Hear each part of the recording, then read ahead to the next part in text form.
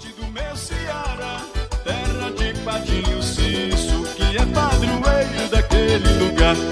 Meu padre não temia assassino, pois tinha o poder do divino na mão. Cangaceiro, comandante Sirvino, também virgulino, vulgo Lampião. Agora, vamos chegar pro Cariri, que o Cariri também tem história de cangaço, né? Eu queria saber como é que o movimento chegou até aqui. Pronto. Falar do Cariri, eu estou até elaborando agora uma rota do cangaço. Vamos ver se a gente tem uma parceria com a prefeitura depois para impressão de todo esse material para distribuir nas escolas. Eu acho que é um Barbara, momento... Juazeiro, Crato. Acho que é um momento bem oportuno. E sabe o que é que eu fiz nessas rotas que eu estou preparando? Vou dar um exemplo. Vocês conhecem aqui o Balneário do Caldas. Sim. Né? Lá em Barbalha é o balneário. Bom, vocês sabiam que dentro do balneário tem um bebedouro que o Lampião passou? Eu vi o vídeo com o Napoleão Tavares Neves falando da história desse poço. Ou né? seja, ali é um local que quem gosta da temática do cangaço, que é lá do Rio Grande do Norte, que chega no Caldas daquele, se ele souber que tem aquilo, ele vai lá. Vai. Olhar, porque quem gosta vai. Vai. Então, para saber, para tirar uma foto, enfim, identificar de fato o registro. Nós, inclusive, gravamos um documentário recente lá. Aí, o que acontece? Eu estou estabelecendo essas rotas aqui, principalmente na região metropolitana aqui, mas puxando Barbalha e Juazeiro. Eu não consigo aqui no Crato encontrar. Aqui no Crato, registro que teve história de cangaço. Conversei, inclusive, com o do Cariri das Antigas que esteve Roberto. no sábado. Aí, o que acontece? Então, vamos lá. Estou preparando essa rota, foi só um detalhe para não esquecer que futuramente a gente está chegando aí para a gente divulgar para os seguidores e para quem tiver interesse. Cangaço no Cariri é o seguinte. Falar do cangaço no Cariri, todo mundo pergunta. Padre Cícero, né? E Lampião. Você agrega logo isso. O principal fato do cangaço no Cariri foi aquele que vincula Padre Cícero com Lampião. Aí eu vou fazer uma pergunta para vocês dois agora. O que vocês tinham até aqui, até a limitação de estudo do cangaço de vocês, que não é uma área que vocês se aprofundam, vocês acham, já que vocês entenderam o que é coiteiro, que Padre Cícero foi coiteiro ou não de Lampião? Essa pergunta todo mundo faz. Né? Alguns relatos dizem que sim, né? Que ele tinha acobertado e etc. Mas existem alguns fatos históricos que contam um pouco diferente. E eu acho interessante. E volto pra falar que é um filme que eu assisti bem 100 vezes, que é o Alto da Compadecida. Ali não... Que tem a gaita benzida pro Padim. Que aquele Severino é como se fosse o Lampião, né? Até pelo olho, né? Isso, exatamente. E dá a entender que Padre Cícero tinha contato próximo com o Lampião. Né? Um vínculo de contato, de tudo, né? Então nós vamos explicar agora para deixar isso aqui bem, bem claro mesmo. Vejam só o que acontece. Na época, em 1926, a coluna Prestes estava aterrorizando o Nordeste. Liderada por Carlos Prestes, que era um oficial, era do Exército, que se revoltou contra o sistema e começou a vir em direção do Nordeste. Então existia um líder no Cariri, no Juazeiro, chamado Floro Bartolomeu, né? Médico, baiano, deputado, e muito próximo ao Padre Cícero. Ele disse: padre, Carlos Prestes vai entrar no Cariri e aqui o que a gente tem a força policial aqui não tem como conter. Vamos criar um batalhão patriótico com a chancela do Arthur Bernardes, que era o presidente da República na época. Foi que Arthur Bernardes fez? Mandou um vasto material bélico, né, para Lampião. Vamos chamar Lampião, que ele vem pelo menos aí com 50 homens e vai ajudar aqui para combater. Mandaram o material bélico e Floro escreveu para Lampião, que inclusive Padre Cícero também escreve, convocando ele para ele vir a Juazeiro. Quando Lampião pegou, Lampião estava em Belmonte, ele estava próximo aqui em Pernambuco. São José do Belmonte? Isso, quando ele pegou aqui que ele leu, ele pediu para uma pessoa conferir se aquele realmente era a letra do padre e tal. Uma pessoa de confiança que conhecia, a pessoa disse: realmente o Padre Cícero quer você lá. E o Padre Cícero, ele criou aqui, deu casa, moradia às irmãs de Lampião. Entendendo? Então já tinha um certo contato. Quantas irmãs? Eu não lembro bem se eram duas e um irmão. E moraram em Juazeiro? Moraram em Juazeiro, irmã de Lampião. Inclusive tem foto dela, acho que eu tenho até já postado no Instagram. Mas eu não tenho detalhe como quando fala dessa criação, de quantos eram da família. Mas que isso aconteceu. E o que acontece? Lampião, portanto, junta os homens e parte para Juazeiro. Vamos combater. A coluna Prestes que o padrinho me chamou, né? Veja o que aconteceu. Ele veio por Missão Velha ali, Brejo Santo, Serra do Mato, que ele vinha sempre por ali. Parou em Barbalha. Ele parou em Barbalha ali no Calçadão. Vocês conhecem aquela área do Calçadão, de Rua do Videl, a principal? Sim, sim. Pronto. Lá no final tinha um hotel chamado Hotel Centenário. Café Centenário, alguns chamavam. Ali perto de onde tem a choperia. Pronto, é na esquina, na esquina com a Rua da Matriz, que é a do Pau da Bandeira, que achei o Pau da Bandeira. Aquela rua é belíssima. Pra quem não conhece Barbalha... Rua bem histórica. É linda, a Rua do Videl. Isso. Então o Lampião se encontrou na época ali com o Henrique Lopes, que era o prefeito da época, com o Leão Sampaio, doutor Leão Sampaio, que é o pai de Mauro Sampaio. Ou avô de Mauro Sampaio? É pai. Né? Pronto, com aquelas autoridades da cidade, né? E teve aquela conversa rápida. Estou indo pro Juazeiro.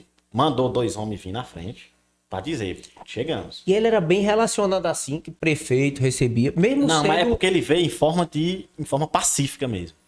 Mas ele não era clandestino, procurado por... Mas a necessidade Não é isso, mas daqui... Pois é, eu acho interessante, mas assim, Padre Cícero já deve ter dito, vai chegar um amigo meu aí, né? Exatamente, já estavam sabendo que Lampião via para proteger, de repente era como a secção de 1914, era para proteção do território. Naquele 1914 foi para proteção das tropas de Franco Rabelo, né? Aí, essa de 26 era para combater a coluna Prestes. Então, o que acontece? Quando o Padre Cícero, quando o Lampião chegou em Barbalha, ele não ia entrar em Juazeiro de uma vez, não. Ele mandou 2 homens na frente e houve uma resistência. O delegado Zé Antônio de Acauã quiseram realmente ir para cima para tentar dizer, não, aqui a gente resolve. Se a coluna Prestes entrar, não precisa do Lampião, não. Só que o Padre Cícero chegou e disse, mande vir, como é que uma viagem dessa, né? Como se diz, uma viagem dessa, vai ficar lá em Barbalha? Manda vir, pronto, liberou para Lampião vir. Veja o que aconteceu, interessante nessa história. Quando o Lampião foi chegando nesse intervalo, o Floro Bartolomeu ele começou a sentir umas dores fortes, cardíacas, angina. Ele foi acometido com angina. Teve que ir às pressas para Fortaleza, para o Rio de Janeiro, e ele acabou falecendo. Veja que interessante, Padre Cícero esperando, Lampião em Barbalha, nesse intervalo de coisas, Floro passou mal e levaram de trem até Fortaleza e de lá para o Rio de Janeiro ele acabou falecendo. Quando o Lampião chega, tanto que quando o Lampião chega, ele foi para a propriedade de Floro, que é ali hoje onde funciona aquele orfanato, próximo àquelas clínicas. Não tem um shopping em Juazeiro? Tem um McDonald's, né? Você vai descendo. Sim. Pronto, aí tem aquelas Unimar, aquelas coisas ali. Sim, a imagem, tem um né? orfanatozinho, Maria José. Tem, eu sei. Lampião parou ali, a primeira parada. Foi naquele orfanato. Rapaz, pois nunca mais eu vou passar nessa rua, achando nessa rua a mesma coisa agora. Pronto, orfanato Maria José, que é hoje. Eu sou um grande entusiasta de conteúdo, de você saber que aquilo tem uma representatividade histórica. Exatamente. Então, saber que... Eu digo a todo mundo, rapaz, o cara ele faz parte da história do Brasil há muito tempo. Exatamente. É porque as pessoas ainda não sabem daqui. E eu coloquei ali, o orfanato Maria José, como rota também, lá do Cangaço. Dali... Lampião foi para a Rua Boa Vista. A Rua Boa Vista não tem ali o Colégio Batista? Tem a Rua São Pedro descendo, né? Ele e o bando todo. Ele e o bando. Pronto, e o bando todo. Caminhando nas ruas de Juazeiro. Tu já pensou o pessoal vendo esse bando? Só que assim, não, mas a polícia no caso já tinha baixado a guarda. Floro, como tinha partido, quem ia receber ele, quem ia estar à frente, tudo isso era Floro. Como aconteceu, veja o que aconteceu. Por isso que eu estou entrando, que o Padre Cícero ele não foi. Na verdade, o Padre Cícero ele sentiu-se naquele momento como grande líder, já que Floro estava doente. Estão entendendo como foi complexo? E era um grande líder, né? E se Floro não tivesse ficado doente, o Padre Cícero ele não tinha aparecido muito. Tá entendendo? Floro estava na cabeça aqui do negócio. Como o Floro saiu, padre, cadê o líder? E ainda teve essa fatalidade. Para tornar o Padre Cícero ainda mais... Exatamente. Aí, quando ele saiu lá do orfanato, que desceu pra rua... Pronto, tem a Rua São Pedro, aí a outra volta, né, a São Paulo. São Paulo, subindo. Pronto. Um dia que vocês passarem ali, tem a ruazinha chamada Rua Boa Vista. Ruazinha pequena, por trás do Colégio Batista ali. Que eu não sei se hoje ainda é o Batista. Rua Boa Vista, próximo àquela caixa d'água alta. É. Pronto, tem a foto dela aqui. Hoje é um estacionamento, hoje. Eu sei, Lampião entrou com todo o bando ali. Foi lá onde ele deu a entrevista para o médico Otacílio Macedo. Lá ele subiu tem a foto lá da edificação na época. Ele subiu lá, estava cheio de curiosos embaixo. Ele jogou moedas para os pobres, para as crianças. Várias moedas, o pessoal pegando lá. Aquela ruazinha ali. Então aconteceu tudo isso. Então nesse intervalo, O padre Cícero teve que ir lá, teve que receber, né? Teve que dizer, ele foi dar a bênção, como se diz, E o mais interessante, Floro doente se foi, né? E o Carlos Prestes não entrou em Juazeiro. Como o Carlos Prestes não adentrou Juazeiro, Lampião pegou todo aquele material bélico, ele saiu daqui bem armado. Aí disse, padre, agora eu vou ter que ir. E valeu Só que aí. eu quero. Só que Não eu quero. usamos, finge que usamos o Isso. material, né? Só que eu quero a minha patente de capitão do batalhão patriótico. Aí o padre Cícero disse, e agora? Quem tinha que assinar essa patente era Floro, o Bartolomeu. Não tá mais. Naquele tempo, não sei se era um regime... Não tinha vice-prefeito, não. Não, naquele tempo, quem poderia assinar uma patente federal, sem um deputado, era algum funcionário público federal. Se existisse no Juazeiro algum, e tinha. Um agrônomo chamado Pedro de Albuquerque Uchoa. Chamaram o cara tava na casa dele. E podia assinar um agrônomo, Podia assinar, rapaz, dá porque ele era funcionário federal. Chegou lá, a patente estava toda pronta. Ele disse que se tremeu tanto que assinava até a renúncia do Arthur Bernardo, do presidente. Ele foi na hora, não teve que contestar, foi só assinar. Lampião pega a patente, vai embora. É por isso que depois desse fato ficou conhecido como capitão. Isso, aí quando ele pegou essa patente, ele saiu todo... Aí ele já retornou, não pro Missão Velha. Pronto, ele já retornou pro Barbalha, subir na serra ali, o Caldas, pra sair no jardim. Lá em cima, Jardim Cedro, e entrar pra Salgueiro. Já né? Cedro Pernambuco, né? Porque o Cedro tem Cedro Ceará, Cedro Pernambuco. Subindo pro Cedro Pernambuco. Só que o que acontece? Ainda teve um fato em Jardim, quando ele chegou. Um Jurema, um dos cangaceiros, Jurema, acabou tirando uma piada lá com uma mulher casada e o prefeito foi falar com ele. Lampião, o rapaz, espancaram o cara, o Jurema. Espancaram a tal ponto que ele não conseguiu seguir nenhum bando. Parece que ele chegou até a falecer lá.